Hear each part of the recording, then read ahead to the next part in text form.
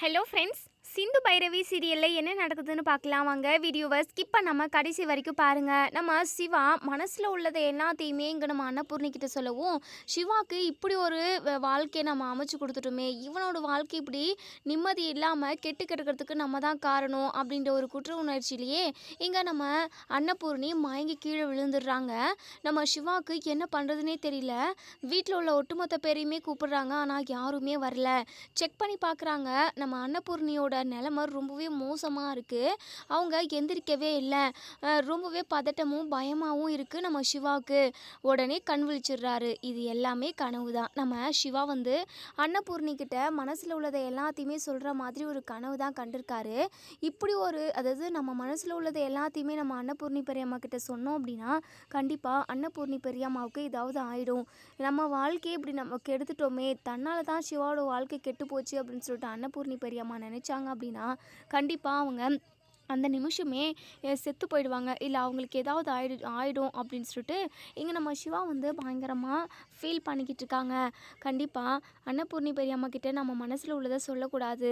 சிந்து நம்ம மனசில் இருக்கா, சிந்து தான் நம்ம மனசு நிறைய இருக்கா அப்படின்ற விஷயத்த பெரியம்மா கிட்ட சொன்னோம் அப்படின்னா கண்டிப்பாக அதை தாங்கிக்கவே மாட்டாங்க. ஏன்னா சிந்து மிகப்பெரிய பொய்யை சொல்லி என்னை கல்யாணம் பண்ணிக்கிட்டு இந்த வீட்டுக்குள்ளே நுழைஞ்சவ. அது மட்டும் இல்லாமல் இந்த வீட்டுக்குள்ளே என்னுடைய பொண்டாட்டியாக அவள் வரப்போ பெரியம்மா சிந்து மேலே அளவு கடந்த நம்பிக்கையும் பாசத்தையும் வச்சுக்கிட்டு இருந்தாங்க.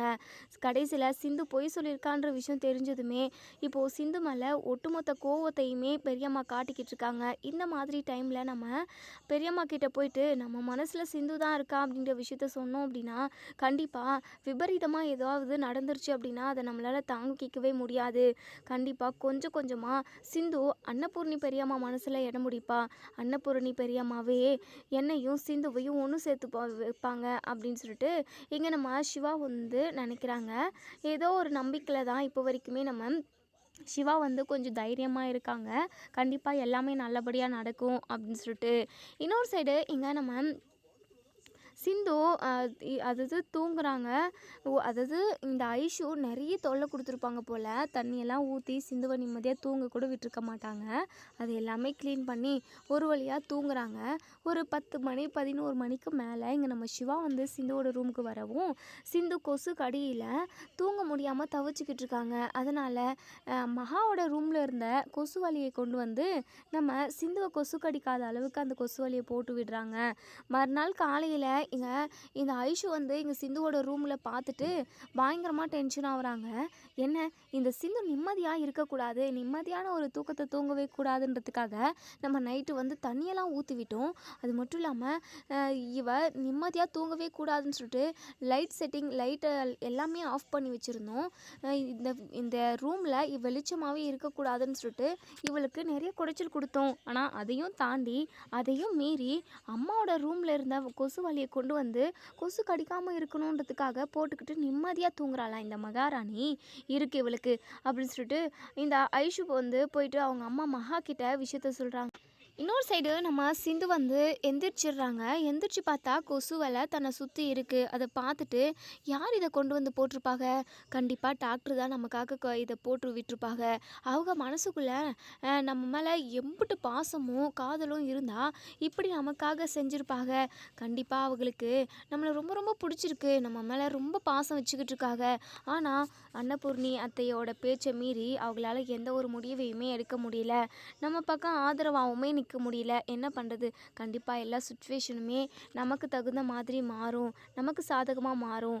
அதுக்கான நாள் வர வரைக்கும் நம்ம காத்துக்கிட்டு இருக்குவோம் அப்படின்னு சொல்லிட்டு நம்ம சிந்து வந்து நினச்சிக்கிட்டு இருக்காங்க. அதே சமயம் சிவா டாக்டர் கூட ஒன்று சேர்ந்து வாழணும், நமக்குன்னு ஒரு குழந்தை இருக்கணும்னு சொல்லிட்டு அதெல்லாம் யோசித்து பயங்கரமாக சந்தோஷப்பட்டுக்கிட்டு இருக்காங்க. இப்படியெல்லாம் நடந்தால் நல்லா இருக்கும்ல, ஒரு பொண்ணு ஒரு பையன், நமக்குன்னு 2 குழந்தை சிவா அப்படின்னு சொல்லிட்டு தனக்கு தானே இங்கிட்ட சிவா கூட பேசுகிற மாதிரி பேசிக்கிட்டு இருக்கவும் எங்கள் மகா வந்து நிற்கிறாங்க. பயங்கர கோவமாக வந்து நிற்கிறாங்க. எங்கள் மகாவை பார்த்ததுமே ஒரு மாதிரி பதட்டப்படுறாங்க. ஏதாவது பிரச்சனையோடு தான் கண்டிப்பாக இவங்க வந்து நிற்பாங்க அப்படின்னு சொல்லிட்டு நம்ம சிந்து வந்து ரியலைஸ் பண்ணுறாங்க. ஸோ இப்போது இந்த மகா வந்து, ஏய் சிந்து, என்னடி உனக்கு எவ்வளோ தைரியம் இருக்கணும், உனக்கு எவ்வளோ தைரியம் இருந்திருந்தா என்னுடைய ரூம்க்கே வந்து இந்த கொசு வலையை கொண்டு வந்து உன் ரூமில் போட்டு விட்டுருக்குவ.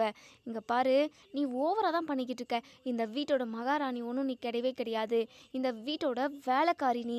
வீட்டில் உள்ள ஒட்டுமொத்த வேலையுமே நீ தான் செய்யணும். அது மட்டும் இல்லாமல் துணி துவைக்கிறது, பாத்திரங்கள் வருதுன்னு சொல்லிட்டு சாப்பாடு செய்கிறது கூட நீ தான் செய்யணும். ஒட்டுமொத்த வேலையுமே இன்றைக்கி ஃபுல்லாக நீ வேலை செஞ்சுக்கிட்டே இருக்கணும். உன்னை வேலைக்காரி மாதிரி தான் இந்த வீட்டில் நாங்கள் நடத்துகிறோம். நீ என்னமோ பெரிய மகாராணி மாதிரி என் ரூமில் இருந்த கொசு வலையை கொண்டு வந்து உனக்கு கொசு கடிக்காமல் இருக்கணும்னு சொல்லிட்டு சேஃப்டியாக படுத்து தூங்குறியா? இங்கே பாரு, இப்போ இருக்குடி உனக்கு அப்படின்னு சொல்லிட்டு சிந்துவோட கையை பிடிச்சி தரன்னு இழுத்துட்டு போகிறாங்க ஹாலுக்கு. உடனே அன்னபூர்ணிக்கிட்ட இந்த விஷயத்த சொல்கிறாங்க. பார்த்தீங்களாக்கா, இவளுக்கு எவ்வளோ கொழுப்பு எடுத்து போயிருந்தா என்னுடைய ரூமில் இருந்த கொசு வலையை கொண்டு வந்து அவள் ரூமில் போட்டு வச்சுருப்பான். இங்கே பாருங்கள், இவ பண்ணிக்கிட்டு இருக்கிறது எதுவுமே சரியில்லை. இவ தான் நம்ம குடும்பத்துக்கு செட்டே ஆகாது, நம்ம சிவாவுக்கும் செட் ஆக மாட்டான்னு சொல்லிட்டு நம்ம கோர்ட் வரைக்கும் போய் விவாகரத்து வரைக்கும் போய் முடிஞ்சிச்சு. ஆனால் இவளை அத்து விட முடியலையே. 1 வருஷம் வரைக்கும் இந்த வீட்டில் தான் இருக்கணும்னு சொல்லிட்டு அந்த ஜட்ஜம்மா வேறு சொல்லிட்டாங்க. இவ இந்த வீட்டில் வந்ததுக்கப்புறம் ஒரு அட்டகாசமாக பண்ணிக்கிட்டு இருக்கா. ஏதோ இந்த வீடே இவளது தான், இவ தான் இந்த வீட்டை கட்டின மாதிரி ஓவராக பண்ணிக்கிட்டு இருக்காப்பாக்கா. இதுக்கப்புறம் இவ இந்த வீட்டில் இருக்கவே கூடாதுக்கா அப்படின்னு சொல்லிட்டு மகா பட்டு எங்கள் அன்னபூர்ணிக்கிட்ட சொல்கிறாங்க.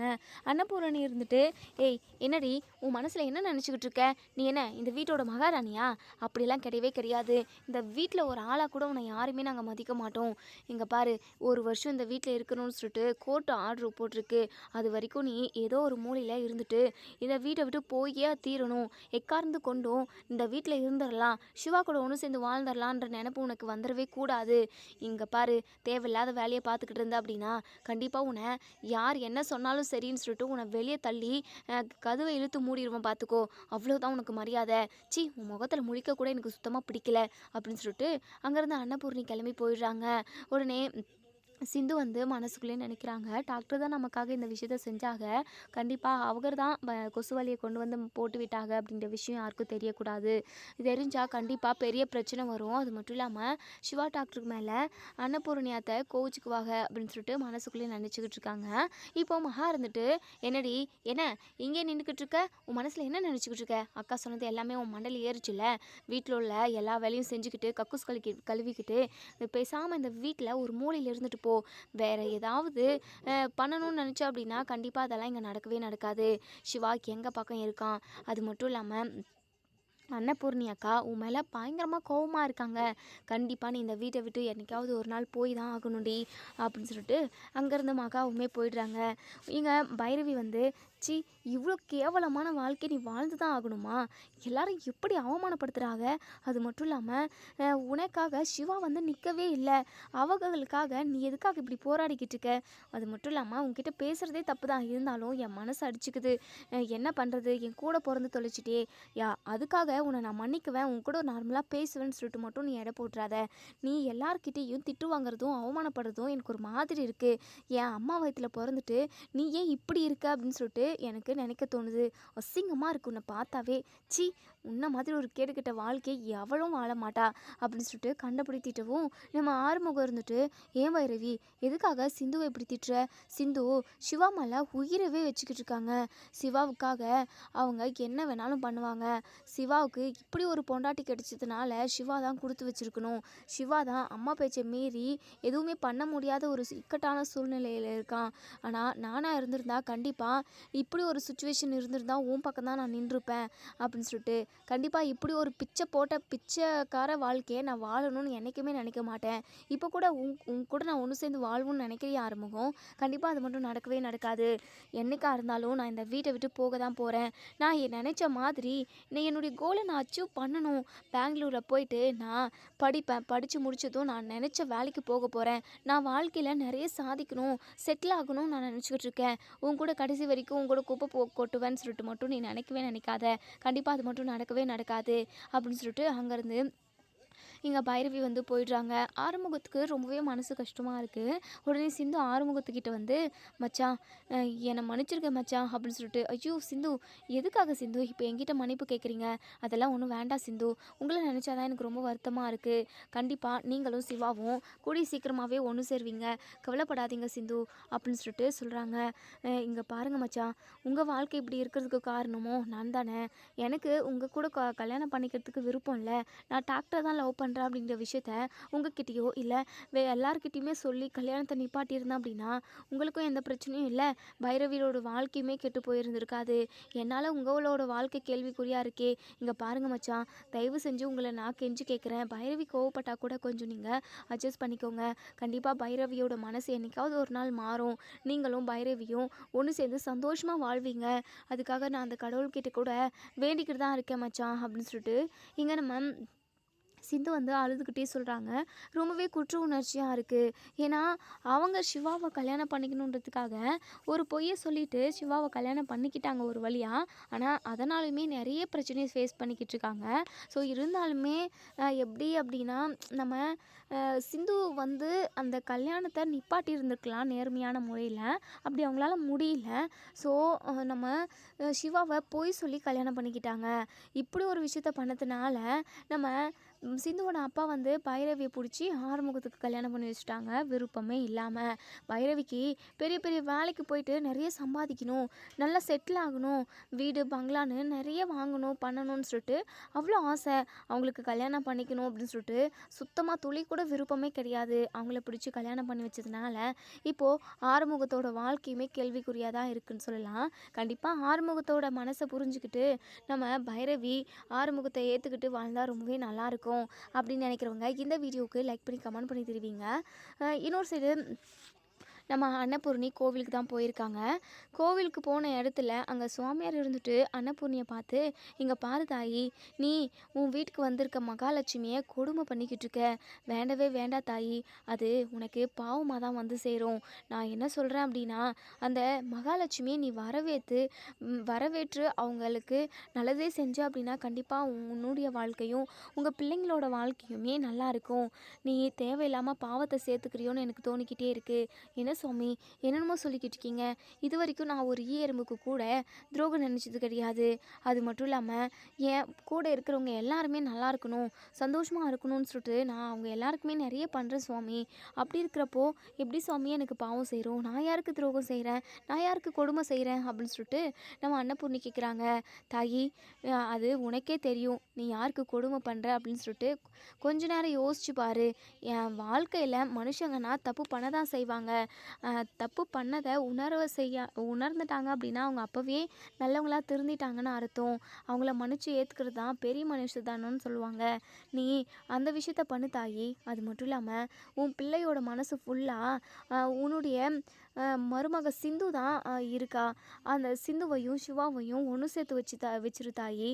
அதுதான் கடவுளோட ஆசையும் கூட. அவங்க 2 பேரையும் பிரித்து சிந்துவை கொடுமை பண்ணி அந்த பாவத்தை உன் தலையில் கட்டிக்காத தாயி, இதுதான் நல்லதாக இருக்கும் அப்படின்னு சொல்லிட்டு அங்கேருந்து அந்த சுவாமியார் போயிடுறாங்க. என்ன இது, இவர் பாட்டுக்கு என்னென்னமோ சொல்கிறாரு, ஆனால் இவர் சொல்கிற விஷயத்துலையுமே பாயிண்ட் இருக்குது. அது மட்டும் இல்லாமல் சிந்துவையும் சிவாவையும் ஒன்று சேர்த்து வைக்க சொல்கிறாரு. ஒருவேளை சிந்து ஏற்பாடு பண்ணி வச்ச ஆளாக இருக்குமோ? இல்லை, சிந்து வீட்டில் தான் இருக்கா, கோவிலுக்கு கூட வரலையே. இவர் யதார்த்தமாக தான் சொல்கிறாரா, என்னன்னே ஒன்றுமே புரியலையே அப்படின்னு சொல்லிட்டு அன்னபூர்ணி ஒரு குழப்பத்தோடையே சுவாமி கிட்ட போயிட்டு, சுவாமி நான் இது வரைக்கும் நான் யாருக்குமே எந்த துரோகம் பண்ணது கிடையாது. எல்லாருமே நல்லா இருக்கணும்னு தான் நான் நினச்சிருக்கேன். அதே சமயம் சிவாவோட வாழ்க்கையுமே நல்லா இருக்கணும். சிந்துவை நான் மழை போல் நம்பினேன். அவன் மேலே நான் உயிரவே வச்சேன், நம்பிக்கையும் வச்சேன். நம்பிக்கையை குழி தோண்டி புதைச்சிட்டான் அந்த சிந்து. அப்படி ஒரு பொய்க்காரி கூட என் பையன் சிவா ஒன்று சேர்ந்து வாழ்ந்தா அப்படின்னா அவனோட வாழ்க்கை நல்லா இருக்குமா அப்படிங்கிற ஒரு டவுட் எனக்கு இருந்துக்கிட்டே இருக்குது சுவாமி. கண்டிப்பாக சிவா சிந்து கூட ஒன்று சேர்ந்து வாழ்ந்தா அவனோட வாழ்க்கை நல்லா இருக்காதுன்னு தான் தோணிக்கிட்டே இருக்குது. ஏன்னா ஏன்னா அவளோட சுயநலத்துக்காக ஒரு பொய்யை சொல்லி விருப்பமே இல்லாத சிவாவை கூட கல்யாணம் பண்ணிக்கிட்டா. அவள் கல்யாணம் பண்ணிக்கிட்டதுனால எம், அதாவது திடீர்னு பைரவிக்கும் ஆறுமுகத்துக்கும் கல்யாணம் பண்ண வேண்டியதாக போச்சு. இப்படி ஒருத்தரோட வாழ்க்கையுமே வெவ்வேறு மாதிரி மாறிடுச்சு கடவுளே. எனக்கு என்ன பண்ணுறதுனே தெரியல. இப்போ வரைக்குமே நான் சிந்து மேலே கோவமாக தான் இருக்கேன். ஆனால் இந்த சுவாமியார் இப்படியெல்லாம் சொல்லிட்டு போகிறாரு. என்ன நடக்குதுன்னு எனக்கு ஒன்றுமே புரியல. எல்லாமே நல்லதாகவே நடக்கணும். அதுக்கு நீங்கள் தான் என் கூட இருந்து வழி நடத்தணும். எது கரெக்டு எது தப்பு அப்படின்றத நீங்கள் தான் என் மனசுக்குள்ளே புகுந்து எல்லாத்தையுமே சொல்லி என்னை நல்வழிப்படுத்தணும் கடவுளே அப்படின்னு சொல்லிட்டு நம்ம அன்னபூர்ணி வேண்டிக்கிட்டு வீட்டுக்கு போகிறாங்க. இப்போது ஊர் தலைவருங்க நம்ம அன்னபூர்ணியை பார்க்கறதுக்காக வராங்க. அன்னபூர்ணியை பார்த்து பேசணுன்றதுக்காக. அது மட்டும் இல்லாமல் ஊர் தலைவரோட பொண்ணுக்கு அதாவது அவங்க குழந்த பிறந்திருக்கு போல். அந்த குழந்தைக்கு பேர் வைக்கணும். உங்கள் கையால் வந்து அந்த குழந்தைய தூக்கி உங்கள் வாயால் பேரை வைக்கணும்மா, நீங்கள் வந்தே ஆகணும் அப்படின்னு சொல்லிட்டு அடம் பிடிச்சி கூட்டிகிட்டு போகிறாங்க. அன்னபூர்ணியுமே அந்த ஃபங்க்ஷனுக்கு போயிடுறாங்க.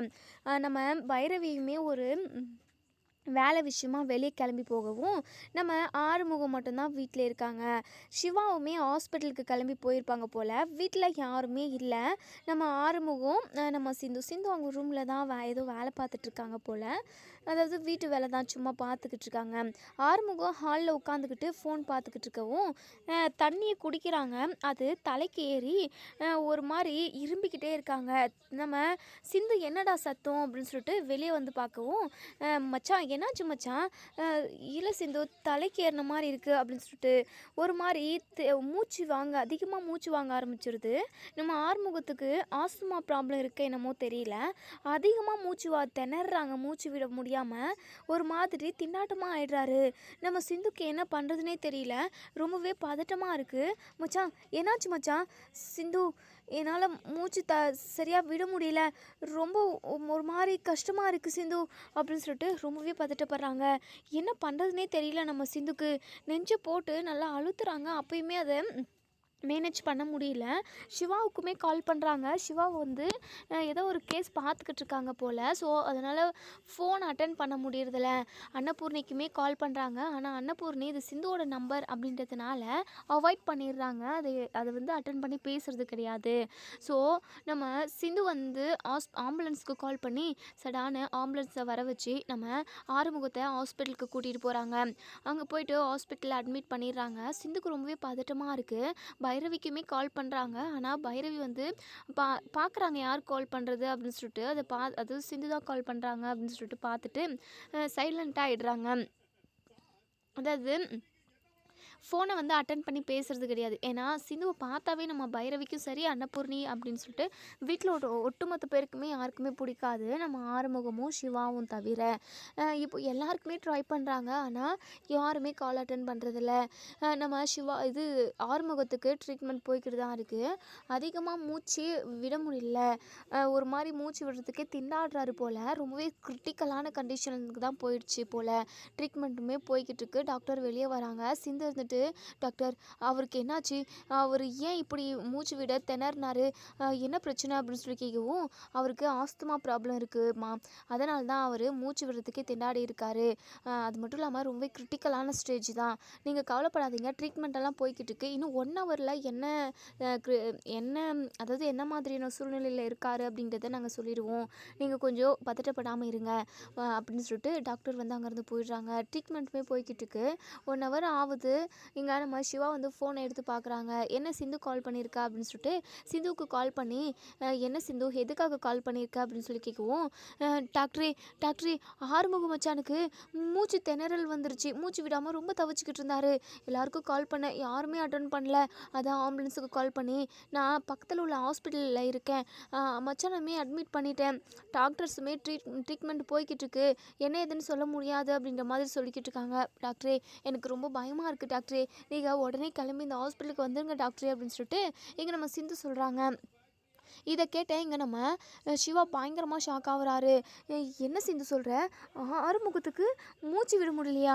ஐயோ, எங்கே எந்த ஹாஸ்பிட்டலு அப்படின்னு சொல்லி கேட்கவும் அட்ரஸுமே சொல்கிறாங்க. அதுக்கப்புறம் நம்ம சிவா சடான ஓடி வந்து இங்கே ஹாஸ்பிட்டலில் நிற்கிறாங்க.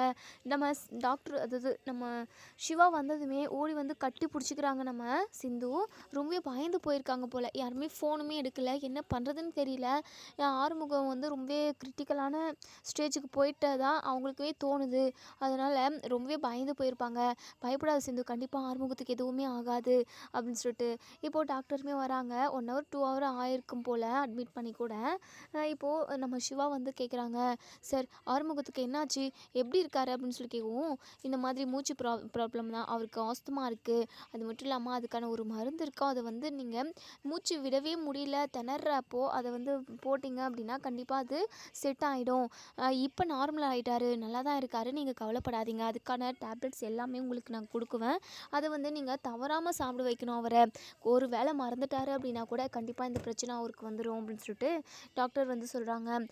அதுக்கப்புறம் நாங்கள் ஆறுமுகத்தை பார்க்கல மாட்டோம் சார் அப்படின்னு சொல்லி கேட்கவும், தாராளமாக போய் பாருங்க அப்படின்னு சொல்லிட்டு இப்போ சிந்துவும் சிவாவும் இப்போது உள்ளே போயிட்டு ஆறுமுகத்துக்கிட்ட போய் நிற்கிறாங்க. ஆறுமுகம் அப்படின்னு சொல்லிட்டு கண் கலங்கிடுறாரு நம்ம சிவா. என்னாச்சு, ஏன் திடீர்னு இப்படி ஆகிப்போச்சு உனக்கு? தெரியல சிவா, எப்போவுமே எனக்கு இப்படி ஆனது கிடையாது. இல்லை இதுக்கு முன்னாடி ஏதாவது இருந்ததா என்னன்னு தெரியல, மூச்சே விட முடியல, ரொம்ப திண்டாட்டமாக இருந்தது. எங்கே நான் செத்து போயிடுவணும்னு தான் நினச்சேன். கடைசி நேரத்தில் சிந்து தான் வந்து என்னை ஆம்புலன்ஸுக்கெல்லாம் கால் பண்ணி ஹாஸ்பிட்டலில் வந்து அட்மிட் பண்ணாங்க.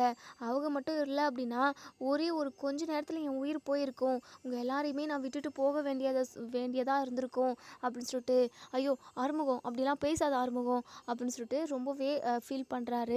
அது மட்டும் இல்லாமல் நம்ம சிந்துவுமே ரொம்பவே ஃபீல் பண்ணி அழுகுறாங்க. அழுகாதீங்க சிந்து, எனக்கு தான் எதுவும் ஆகலைல்ல. இல்லைங்க, இல்லை மச்சானே, உங்களுக்கு ஏதாவது ஆயிருந்திருந்தா அவ்வளோதான், கண்டிப்பாக என்னால் தாங்கியிருக்க முடியாது, என்ன விடுங்க, கண்டிப்பாக அன்னபூர்ணி ஆத்தியால் இதை ஏற்றுக்கவே முடிஞ்சிருந்திருக்காது, ரொம்ப கவலைப்பட்டிருப்பாங்க அப்படின்னு சொல்லிட்டு அழுகுறாங்க. அதுக்கப்புறம் சிவா அன்னபூர்ணிக்கு கால் பண்ணி விஷயத்த சொல்கிறாங்க. இதை கேட்ட அன்னபூர்ணி ஆடி போயிடுறாங்க. உடனே ஓடி வராங்க ஹாஸ்பிட்டலுக்கு மகா. அதுக்கப்புறம் வீட்டில் உள்ள ஒட்டுமொத்த பேருமே வராங்க. அன்னபூர்ணி வந்ததுமே ஆறுமுகம் அப்படின்னு சொல்லிட்டு ஆறுமுகத்தோட கையை பிடிச்சிக்கிட்டு அழுகுறாங்க. இங்கே பாரியா ஆறுமுகம், உனக்கு மட்டும் ஏதாவது ஆயிருந்திருந்தது அப்படின்னா அடுத்த நிமிஷமே நான் உயிரோடவே இருந்திருக்க மாட்டேன், நானும் உன் கூடவே வந்து சேர்ந்துருப்பேன்ப்பா அப்படின்னு சொல்லிட்டு எங்கள் அன்னபூர்ணி பயங்கரமாக அழுகுறாங்க. உடனே ஆறுமுகம் சொல்கிறாங்க, அம்மா இப்போ இந்த நிமிஷம் நான் உயிரோடு இருக்கேன் அப்படின்னா அதுக்கு சிந்துதாம்மா காரணம். சிந்து மட்டும் என்னை கரெக்டான சமயத்துக்கு ஹாஸ்பிட்டலுக்கு கொண்டு வரல அப்படின்னா கண்டிப்பாக நான் எப்போவோ போய் சேர்ந்துருப்பேன் அப்படின்னு சொல்கிறாங்க. இதை கேட்டு நம்ம அன்னபூர்ணியும் பயங்கரமாக ஷாக் ஆகுறாங்க. இப்போ சிந்துக்கிட்ட வந்து, சிந்து ரொம்ப ரொம்ப நன்றி சிந்து, நான் உன்னை வெறுத்து ஒதுக்குனாலும், உன்னை நான் நிறைய கொடுமை பண்ணாலுமே, சிவா கூட ஒன்று சேர விடாமல் பண்ணாலுமே அதை எதையுமே மனசில் வச்சுக்காம நீ என் பிள்ளைய காப்பாற்றி கொடுத்துருக்க, இதுக்கு நான் எப்போவுமே உனக்கு நன்றி கடனாக இருப்பேன் அப்படின்னு சொல்கிறாங்க. ஐயோ அத்தை, என்னத்தை பெரிய பெரிய வார்த்தையெல்லாம் பேசுகிறீங்க, ஆறுமுகம் மச்சானுக்கு இப்படி ஆனதுமே எனக்கு உசிரியே இல்லை தெரியுமா, எப்படியாவது அவங்கள காப்பாற்றணும்னு தான் நினச்சேன், உங்களுக்கு பைரவிக்குன்னு எல்லாருக்குமே கால் பண்ணேன், யாருமே கால் அட்டன் பண்ணல, எனக்கு என்ன பண்ணுறதுனே தெரியல அத்தை, அதுக்கப்புறம் ஆம்புலன்ஸுக்கு கால் பண்ணி ஹாஸ்பிட்டலுக்கு கொண்டு வந்து அட்மிட் பண்ணேன் அப்படின்னு சொல்கிறாங்க. ஐயோ சிந்து, நீ ஃபோன் பண்ணப்போ நான் பார்த்தேன், உன் கூடலாம் யார் பேசுறது அப்படின்னு சொல்லிட்டு நான் தான் வேணும்னே அவாய்ட் பண்ணியிருந்தேன், நான் அந்த ஃபோன் காலை எடுத்துருக்கணும், என்னை மன்னிச்சிரு சிந்து அப்படின்னு சொல்லிட்டு இங்கே நம்ம அன்னபூர்ணி வந்து மன்னிப்பு கேட்குறாங்க. இப்போது நம்ம ஆறுமுகம் இருந்துட்டு, அம்மா எனக்காக ஒரு விஷயம் செய்வியாம்மா அப்படின்னு சொல்லிட்டு ஆறுமுகம் வந்து அன்னபூர்ணி கிட்ட கேட்குறாங்க.